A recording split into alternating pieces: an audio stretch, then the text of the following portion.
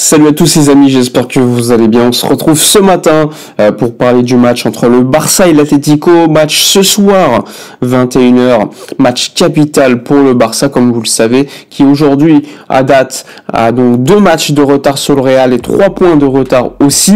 Donc on va revenir sur le match de ce soir contre l'Atlético au Riyad Air Metropolitano. Mais juste avant, petit instant promotion, profitez de mon partenaire maillot pour acquérir des maillots répliques de bonne qualité, des maillots vintage, des écharpes, des casquettes, un petit peu de tout. Profitez-en, faites-vous plaisir. Tous les détails dans la vidéo, dans la description de cette vidéo. Voilà.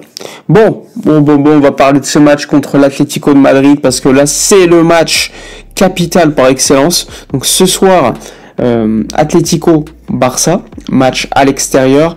Rappelez-vous ce qui s'était passé, hein. Le Barça avait perdu le premier match de championnat d'Espagne à domicile contre l'Atlético. Là, c'est une autre paire de manches, hein. C'est l'Atlético à l'extérieur, avec en plus un contexte qu'on connaît, une élimination en Ligue des Champions, donc ils n'ont plus rien à jouer sur la scène européenne. Désormais, ça va être évidemment sur la scène nationale avec le match de Copa qui aura lieu début avril, et ensuite évidemment ce match de Liga ce soir pour revenir à la hauteur du Real avec un match en moins, mais surtout pour mettre de côté l'Atlético dans cette fameuse course pour la Ligue des Champions. Alors, déjà, la convocation d'équipe est sortie ce matin, donc elle est sortie il y a quelques minutes, avec notamment l'absence d'Ansu Fati, et toujours les mêmes blessures, hein, les blessures de Andreas Christensen, Marc-André Ter Stegen. Il y a le retour de Kubarsi qui avait été suspendu lors du dernier match pour cause de carton rouge contre Benfica. Là, on s'attend à un match, on va dire, très tendu. On le sait, c'est à l'extérieur. Il faut savoir que l'Atlético, chez lui, ne perd jamais. Donc même contre le Real, quand ils sont éliminés en Ligue des Champions, ils gagnent 1-0 et ils perdent pas le match. C'est juste qu'au penalty, sur les 2 matchs, ils sont éliminés. Mais c'est une équipe très compliquée à battre, surtout chez elle. Donc on s'attend, on va dire, à un match très compliqué, avec un contexte, comme je vous l'ai dit, difficile, mais surtout pour l'Atlético. L'Atlético, s'ils perdent ce soir par exemple, ils sont à mon avis out pour la Liga, out pour la Ligue des Champions, et ils sont à encore un match au retour de la Copa del Rey contre le Barça à domicile, avec évidemment, si ça se passe mal ce soir, un historique négatif à domicile contre le Barça. Donc, ça risque d'être un match compliqué. Cholo Simeone s'est exprimé en conf de presse hier en disant, déjà, d'habitude il disait en conf de presse qu'il parlait que de l'adversaire lorsqu'il y avait un match comme celui contre le Barça, et là il a, on va dire, pleurniché sur son élimination en Ligue des Champions en disant que le contexte aujourd'hui était très compliqué pour le Atlético, que les joueurs étaient fatigués et qu'en plus de ça il avait le sentiment de s'être fait voler contre le Real Madrid. Bon, ça c'est son opinion. Et évidemment, on le sait, Cholo Simeone, c'est un coach également qui mise souvent sur le fait d'être un petit peu seul contre le monde.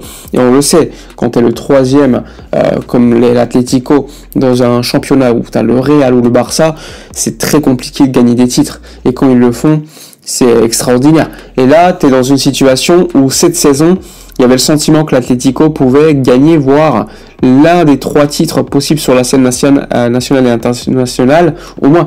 Et là, on pourrait se rapprocher d'une saison blanche, alors que ils ont fait un mercato, je le rappelle, très coûteux. Sorloth, Julián Álvarez, qui lui est extraordinaire, hein. Pour moi, c'est le meilleur joueur de l'Atlético, et d'autres joueurs sont arrivés et ont coûté beaucoup d'argent. Il y a également le joueur anglais Gallagher qui est venu de Chelsea pour environ 50 millions d'euros, même si c'est un échange avec João Félix. Il y a beaucoup de qualité dans cet effectif, même si à certains postes, pour moi, il y a des joueurs qui profitent beaucoup plus du système que ils ont de qualité individuelle. En tout cas, ce soir, ça va être compliqué de savoir le 11 que va mettre en place Cholo Simeone. On lui a posé la question en conf de presse, hein. Il a dit qu'il ne savait pas lui-même pour l'instant et qu'il fallait qu'il mette le 11 le plus compétitif, tenant compte de la fatigue, de la santé mentale, etc.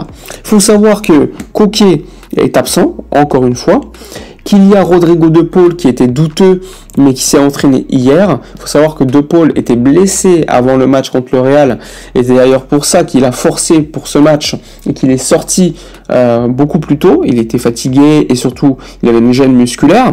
Là il devrait être présent dans le groupe, voire jouer contre le Barça, à voir s'il sera titularisé. Mais en tout cas l'Atlético arrive dans un contexte compliqué. Est-ce que Griezmann sera titularisé ? Pas sûr, parce que Griezmann est sur une mauvaise passe. Déjà, on le sait, Julián Álvarez sera titulaire parce que c'est le cadre, le joueur clé de cette équipe de l'Atlético. Après, on va pas se mentir, on va s'attendre probablement à un match similaire à ce qu'on a vu là, lors du match aller de la phase aller de la Liga, c'est-à-dire un Barça dominant et un Atlético qui jouera sur phase de contre-attaque. Il faut savoir que le Barça, c'est une équipe qui a du mal à jouer contre une équipe contre l'Atlético parce que l'Atlético maîtrise bien le fait d'avoir des appels secondaires sur les lignes défensives du Barça.